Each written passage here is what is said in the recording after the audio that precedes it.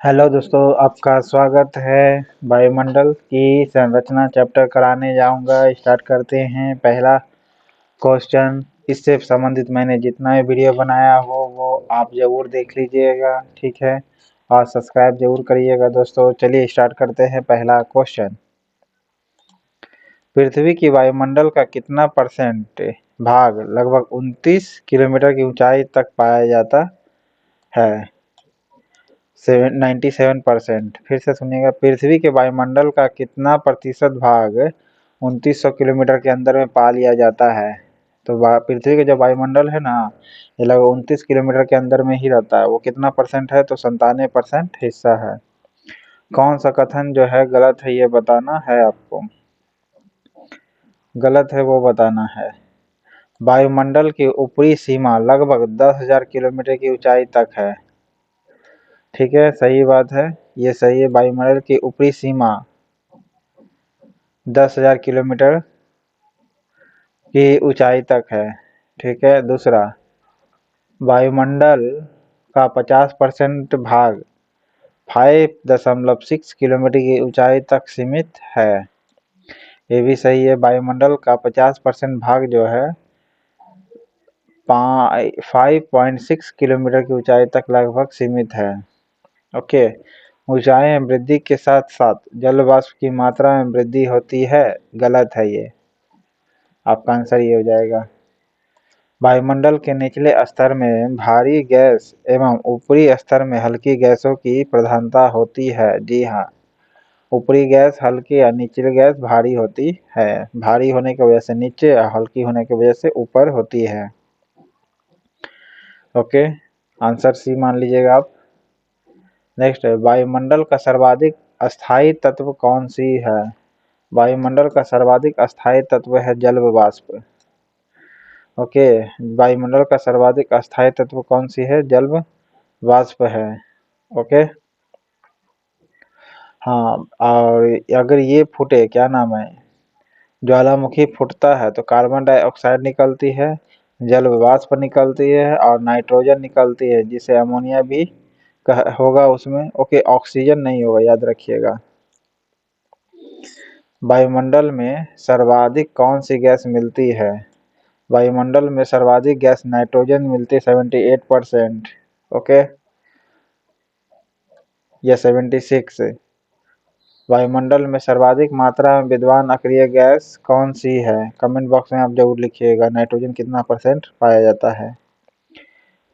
वायुमंडल में सर्वाधिक मात्रा में विद्यमान अक्रिय गैस कौन सी है? सबसे ज्यादा आपका आर्गन पाई जाती है अक्रिय गैस में। ओके। वायुमंडल मुख्यतः गर्म होता है, क्यों?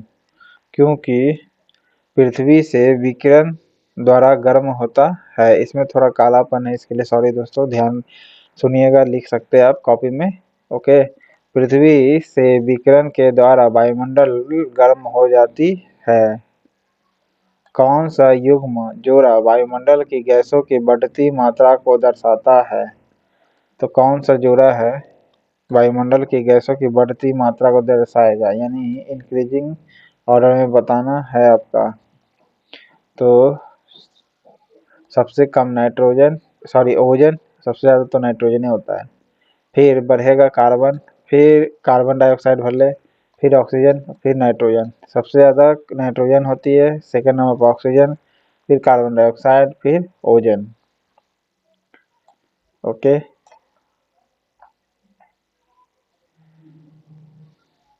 कौन सी गैस ग्रीन हाउस प्रभावों के लिए उत्तरदायी है आपका?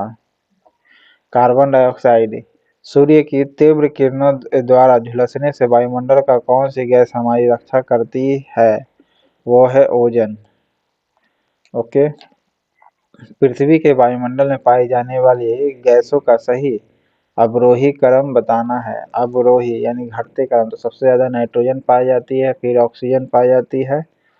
ओके, 1 के बाद 3, 3 के बाद कार्बन डाइऑक्साइड पाई जाती है। ठीक है, फिर ऑर्गन पाई जाएगी और लास्ट में नियॉन पाया जाता है। ओके, तो आपका 10 का आंसर सी हो जाएगा।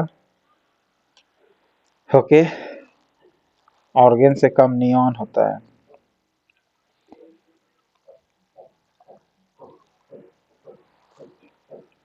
भूपृष्ठ से परावर्तित अवरक्त विकिरण के अवशोषण द्वारा भू वायुमंडल के तापमान में वृद्धि की प्रक्रिया को क्या कहते हैं? ग्रीन हाउस गैस कहते हैं। क्या कहते हैं? ग्रीन हाउस गैस कहते हैं। भूपृष्ठ से परावर्तित अवरक्त विकिरण अल्ट्रावायलेट रे के अवशोषण द्वारा भू वायुमंडल के तापमान में वृद्धि की प्रक्रिया को क्या कहते हैं? तो ग्रीन हाउस गैस कहते हैं। वायुमंडल में नाइट्रोजन का प्रतिशत कितना है? 78% है आपका। पृथ्वी के धरातल के ऊपर की ओर वायुमंडल के विभिन्न स्तरों का सही अनुक्रम कौन सी है? तो पृथ्वी के धरातल के ऊपर वायुमंडल के विभिन्न स्तरों का सही अनुक्रम पहले नीचे क्षोभ मंडल, समताप मंडल, फिर मध्यम मंडल, फिर आयन मंडल। ओके, ये हो जाएगा सी आपका आंसर। क्षोभ मंडल, समताप मंडल, मध्य मंडल और आयन मंडल होती है। ओके,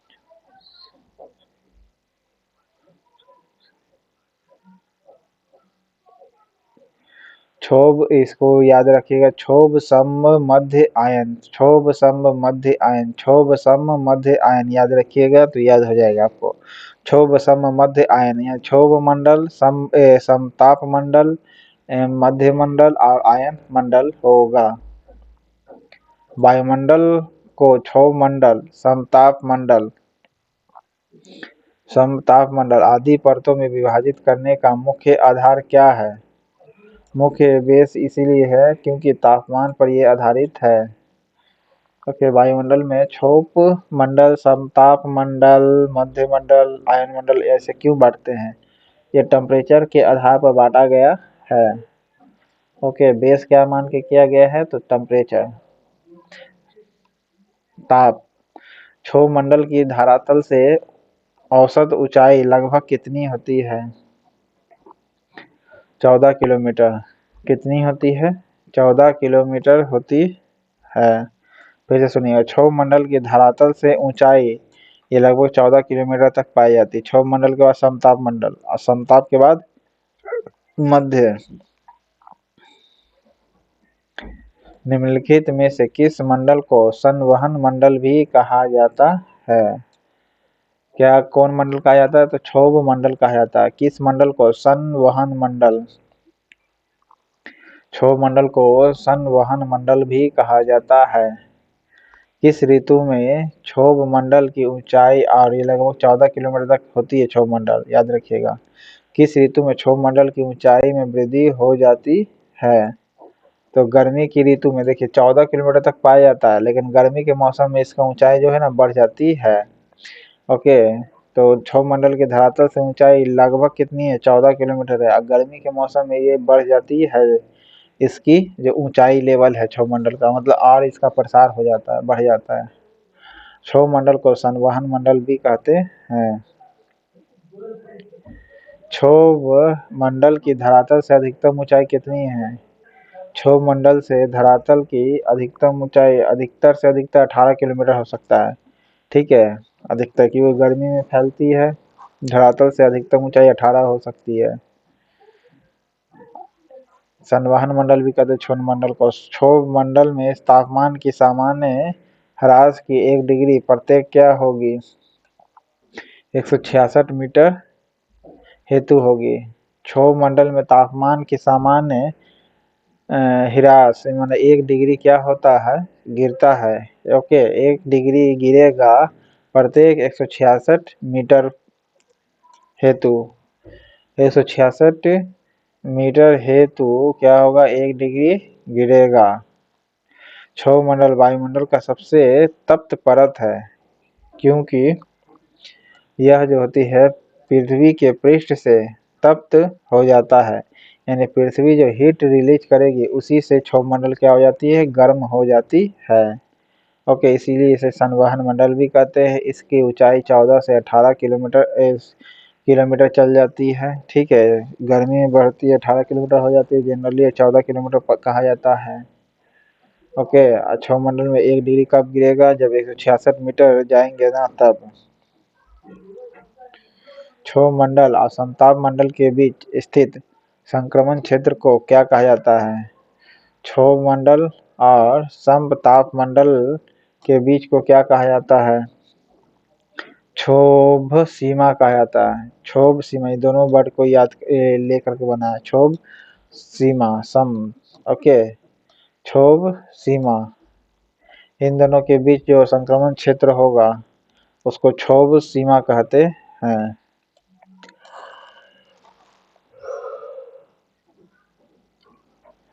सॉरी दोस्तों। पृथ्वी के वायुमंडल का सर्वाधिक घनत्व कहाँ पर होता है? कहाँ पर सर्वाधिक होता है वायुमंडल का? तो क्षोभ मंडल में होता है। क्षोभ मंडल और समताप मंडल के बीच का जो संक्रमण क्षेत्र वो कहलाएगा क्या? क्षोभ सीमा कहलाएगी। ओके, वायुमंडल और क्षोभ मंडल काहे गर्म होता है? पृथ्वी जो हीट रिलीज करती है वो क्षोभ मंडल में ही रहती है, इसीलिए इसको संवहन मंडल भी कहते हैं। वायुमंडल में दैनिक मौसम परिवर्तन निम्नलिखित में से किसके कारण होते हैं? तो क्षोभ मंडल में होते हैं। वायुमंडल में दैनिक मौसम परिवर्तन किसके कारण होते हैं? तो क्षोभ मंडल में होते हैं दैनिक मौसम परिवर्तन। क्षोभ मंडल में परिवर्तन होता है जिस कारण से मौसम चेंज कर जाती है। क्षोभ मंडल को इंग्लिश में कहते हैं ट्रोपोस्फेयर। वायुमंडल का निचला स्तर है जिसकी ऊंचाई भूमध्य रेखा पर कितनी है? 10 मील है। ओके, क्षोभ मंडल को इंग्लिश में ट्रोपोस्फेयर कहते हैं। क्षोभ मंडल को ट्रोपोस्फेयर कहते हैं इंग्लिश में, और ये वायुमंडल का निचला स्तर है जिसकी ऊंचाई भूमध्य रेखा पर कितनी होती है? तो 10 मील हो, सॉरी दोस्तों, 10 मील होगी। मेघ गर्जन वायुमंडल की किस परत में होती है? मेघ किस परत में गरजता है? तो क्षोभ मंडल में गरजता है। ओके, मेघ माने बादल गरजता है किस मंडल में? तो क्षोभ मंडल में गरजता है। और ट्रोपोस्फेयर का हाइट होगा भूमध्य रेखा पर 10 मील। 14 से 18 किलोमीटर इसका ऊंचाई मापी जाती है जनरली क्षोभ मंडल का। नेक्स्ट है परिवर्तन मंडल या क्षोभ मंडल में तापमान कितनी होती है? ऊंचाई के साथ साथ ये घटेगी। ओके, 166 मीटर है, 1 डिग्री क्या हो जाएगी? घट जाएगी। क्षोभ मंडल या परिवर्तन मंडल भी कहते हैं क्षोभ मंडल को, इंग्लिश में ट्रोपोस्फेयर कहते हैं। ऊंचाई बढ़ने के साथ साथ क्या होगी? इसका तापमान घटेगा। समताप मंडल यानी समताप मंडल को इंग्लिश में कहते हैं स्ट्रेटोस्फेयर। समताप मंडल को क्या कहते हैं? स्ट्रेटोस्फेयर कहते हैं। और ये क्षोभ सीमा के ऊपर स्थित प्रदेश है। क्षोभ सीमा के ऊपर स्थित प्रदेश यानी स्ट्रेटोस्फेयर है। क्षोभ सीमा के ऊपर समताप, समताप के बाद मध्य, मध्य के बाद आयन। ओके, यानी ट्रोपो के बाद स्ट्रेटोस्फेयर। ओके, टी आता है एबीसीडी में 20 नंबर पर, स्ट्रेटो आएगा 19 नंबर पर, लेकिन 19 नंबर उल्टा इसमें ऊपर है। समताप मंडल दूसरे नंबर पर क्षोभ सीमा के ऊपर ही होगा। वायुमंडल किस सतह में तापमान में बहुत अधिक उतार चढ़ाव नहीं होता है? वायुमंडल में ज्यादा उतार चढ़ाव नहीं होगा किसमें? समताप मंडल में होता है। ओके, अब बाकी उतार चढ़ाव सबसे ज्यादा होगा क्षोभ मंडल में, लेकिन प्राय कम होगा किसमें? समताप में बहुत कम ही होता है। ओके, तापमान में बहुत अधिक उतार चढ़ाव नहीं होता समताप मंडल में। ओके, क्षोभ मंडल और समताप मंडल के बीच किसी संक्रमण क्षेत्र को क्या कहते हैं? क्षोभ सीमा कहते हैं। ओजोन परत मुख्यतः कहाँ पाई जाती है? ओजोन परत पाई जाती है समताप मंडल में पाई जाती है। ओके, ओजोन परत कहाँ पाई जाती है? समताप मंडल में पाई जाती है। कौन सी वातावरणीय परत सूर्य की परावैंगनिक किरणों को अवशोषित कर लेती है? अवशोषित कर लेती है तो ओजोन मंडल। फिर से सुनिए, कौन सी वातावरणीय परत सूर्य की परावैंगनिक किरणों को अवशोषित कर लेती है? तो कौन कर लेती है? तो ओजोन मंडल करती है। ओजोन मंडल पाई जाती समताप मंडल में ही। ये अल्ट्रावायलेट रे को सोख लेती है।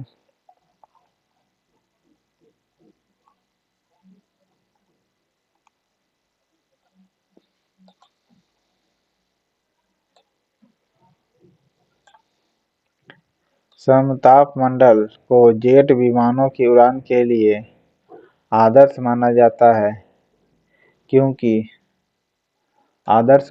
क्योंकि इस परत में बादल तथा अन्य मौसमी घटनाएं नहीं होती है।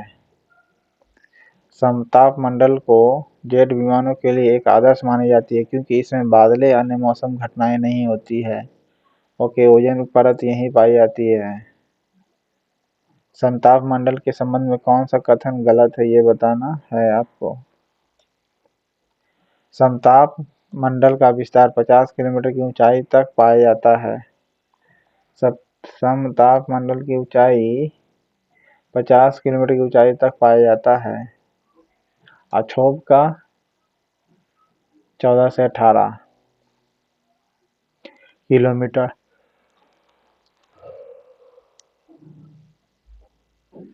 ओजोन परत के प्रति वर्ष 7% की दर से अपक्षय के कारण उसमें 10 मिलियन वर्ग किलोमीटर आकार का एक बड़ा छिद्र बन गया है। यह छिद्र कहाँ अवस्थित है? तो अंटार्कटिका के ऊपर स्थित है। ओके, ओजोन परत के प्रति वर्ष 7% की दर से अपक्षय होने के कारण इसमें 10 मिलियन वर्ग किलोमीटर आकार का एक बड़ा छिद्र हो गया है। यह छिद्र अवस्थित है कहाँ? अंटार्कटिका के ऊपर स्थित है। वातावरण की वह परत जो रेडियो तरंगों को परावर्तित करती है कौन सी है? आयनमंडल है। वातावरण की परत जो रेडियो तरंगों को परावर्तित करती है वो कौन करती है? आयनमंडल करती है। ओके, पहले क्षोभ मंडल के बाद समताप मंडल, फिर मध्य मंडल, फिर आयनमंडल चौथा नंबर पर आयनमंडल। संचार उपग्रह किस वायुमंडलीय स्तर में स्थित होते हैं? तो आयनमंडल में स्थित होते हैं। जहाज वगैरह चलता है समताप मंडल में। हीट ज़्यादा होती है क्षोभ मंडल में। वायुमंडल में ओजोन स्तर के अपक्षय का कारण कौन सा रसायन है? CFC क्लोरोफ्लोरोकार्बन है आपका। रेडियो की लघु तरंगें आयनमंडल की किस परत से परावर्तित होकर धरातल पर आती है? धरातल पर आती है F परत। ओके, फिर सुनिएगा, रेडियो की लघु तरंगें आयनमंडल की किस परत से परावर्तित होकर धरातल पर आती है? तो F परत पर से परावर्तित होती है, यानी F परत से परावर्तित होकर धरातल पर आती है रेडियो तरंगें। ऊपर से नीचे वायुमंडल की विभिन्न परतों की सीमाओं यानी पूस का कौन सा क्रम सही है आपका? मैग्नेटोपॉज, मेसोपॉज, स्ट्रेटोपॉज, फिर ट्रोपोपॉज। ऊपर से नीचे की ओर वायुमंडल में की परतों की सीमाओं का बारे में बताना है क्रम। मैग्नेटोपॉज, मेसोपॉज, स्ट्रेटोपॉज, फिर ट्रोपोपॉज। ट्रोपोपॉज जैसे ट्रोपोस्फेयर कहते हैं, स्ट्रेटोस्फेयर कहते हैं, फिर उसके ऊपर मेसोपॉज, फिर मैग्नेटोपॉज कहते हैं। ये इंग्लिश में नाम दिया हुआ है। ओके, जहाँ मैग्नेटो देखिए इसको एकदम ये आप पकड़ पाइएगा। मैग्नेटो बोला यानी मैग्नेट से संबंधित होगा। रेडियो वगैरह चलता है मैग्नेट से ही। स्पीकर वगैरह देखे होंगे मैग्नेट लगा होता है, लो चुंबक। फिर उसके नीचे हुआ मेसोपॉज। ओके, मेसोपॉज यानी मध्य मंडल। फिर नीचे होगा समताप मंडल, जिसे स्ट्रेटोपॉज कहते हैं। फिर ट्रोपोपॉज यानी क्षोभ मंडल। वायुमंडल के किस भाग में जल वाष्प की कुल मात्रा का 90% भाग विद्यमान रहता है? क्षोभ मंडल में। ओके, फिर से सुनिएगा, वायुमंडल के किस भाग में जल वाष्प की कुल मात्रा का 90% भाग विद्यमान रहती है? तो क्षोभ मंडल में विद्यमान रहती है। जल वाष्प क्षोभ मंडल में रहती है, 90% हिस्सा जल वाष्प का। ओके, वायुमंडल का कौन सा भाग रसायन मंडल का एक भाग है? रसायन मंडल का एक भाग है कौन? ओजोन मंडल। वायुमंडल कौन सा भाग रसायन मंडल का भाग है? तो ओजोन मंडल है आपका। किस वायुमंडलीय परत को मौसमी परिवर्तन की छत के नाम से जाना जाता है? तो क्षोभ मंडल को जाना जाता है, क्योंकि यही मौसम परिवर्तन होता है क्षोभ मंडल में। उसके ऊपर समताप होता है, फिर मध्य मंडल होता है, फिर उसके ऊपर आयन मंडल होता है। हवाई जहाज प्रायः उड़ते हैं किस मंडल में? तो समताप मंडल में उड़ते हैं। ओके, क्योंकि यहाँ मौसम प्रायः चेंज नहीं होती है। पृथ्वी की सतह से ऊपर सबसे दूर वातावरणीय परत को क्या कहते हैं? पृथ्वी की सतह से सबसे दूर वातावरणीय परत को क्या कहते हैं? तो वही मंडल कहते हैं। क्या कहते हैं? वही मंडल कहते हैं। पृथ्वी की सतह से दूर वातावरणीय परत को क्या कहते हैं? वही मंडल कहते हैं। पृथ्वी की सतह से सबसे दूर वायुमंडलीय परत किस नाम से विदित है? बहिर्व मंडल के नाम से जाना जाता है। फिर सुनिएगा, पृथ्वी की सतह से सबसे दूर वायुमंडलीय परत किस नाम से जाना जाता है? तो बहिर्व मंडल के नाम से जानी जाती है। नामे बाहर वाला मंडल सबसे दूर, तो सबसे दूर बाहर वाला होगा, इसलिए बाहर बहिर्व मंडल कहलाता है। सबसे नीचे क्षोभ, दूसरा नंबर पर समताप, तीसरा पर मध्य, चौथा पर आयन और सबसे लास्ट में बहिर्व मंडल। वायुमंडल में सबसे अधिक ओजोन कहाँ पर केंद्रित होती है? सबसे ज़्यादा ओजोन जो केंद्रित होगी स्ट्रेटोस्फेयर में होगी। ओके, ओजोन सबसे ज़्यादा कहाँ होगी? स्ट्रेटोस्फेयर में होगी। ओके,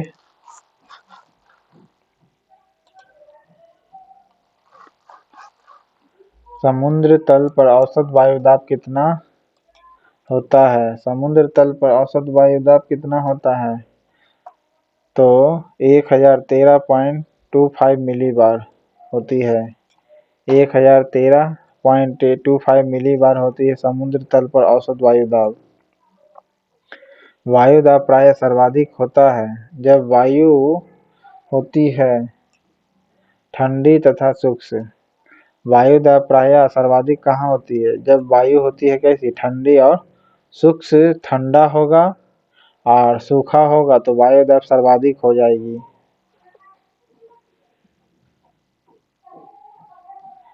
वायुदाब में अचानक आने वाली कमी किसका सूचक है?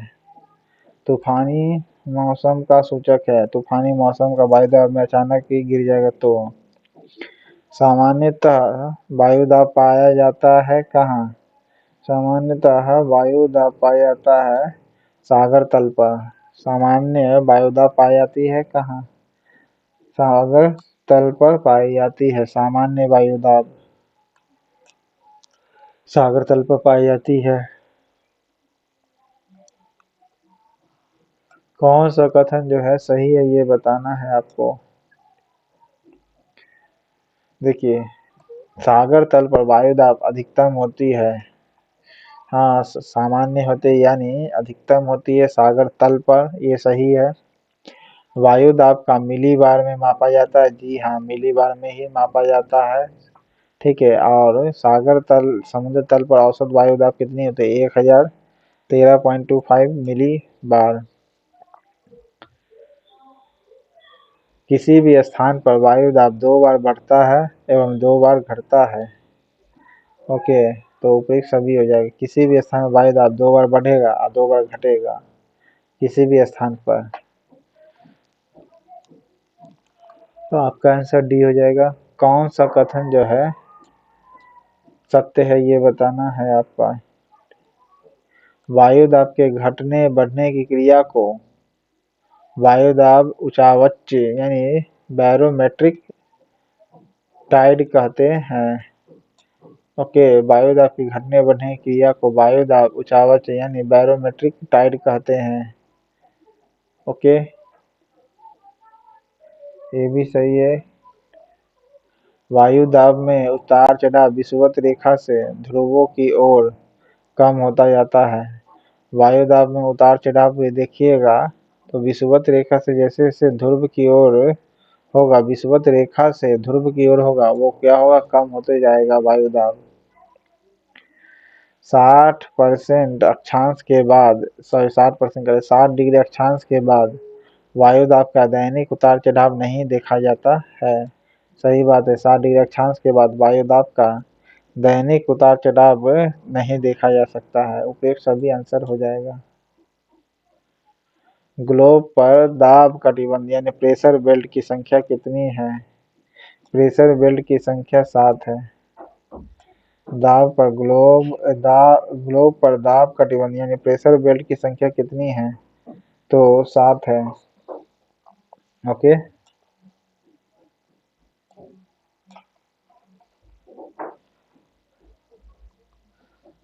विषुवतीय निम्न दाब पेटी का विस्तार विषुवत रेखा के दोनों ओर कितने अक्षांश तक मिलता है?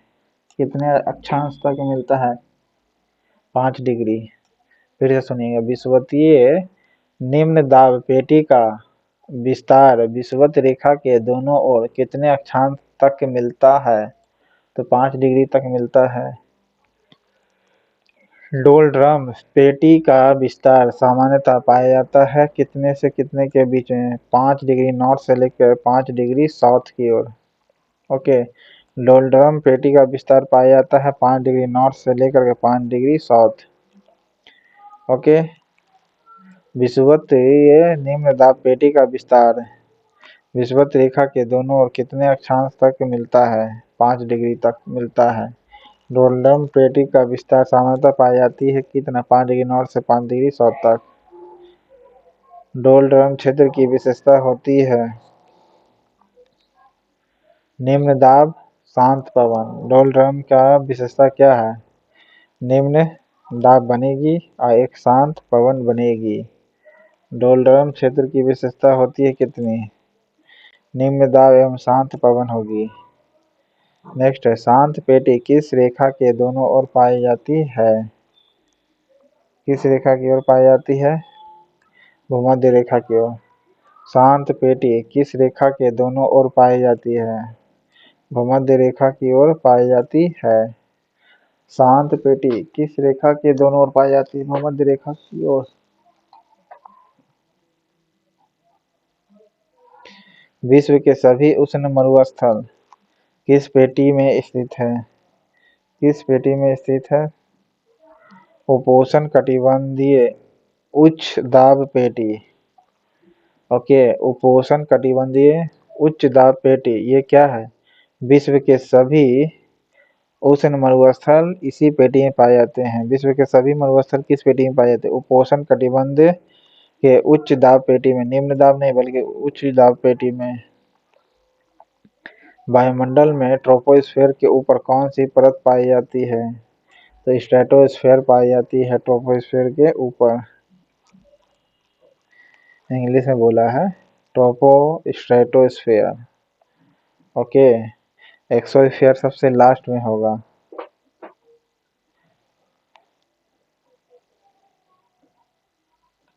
ओजोन परत पृथ्वी से करीब ऊंचाई कितनी है?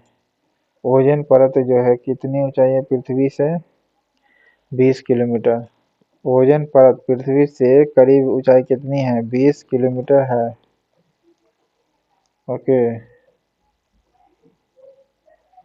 जेट धाराएं प्रायः कहाँ पाई जाती है?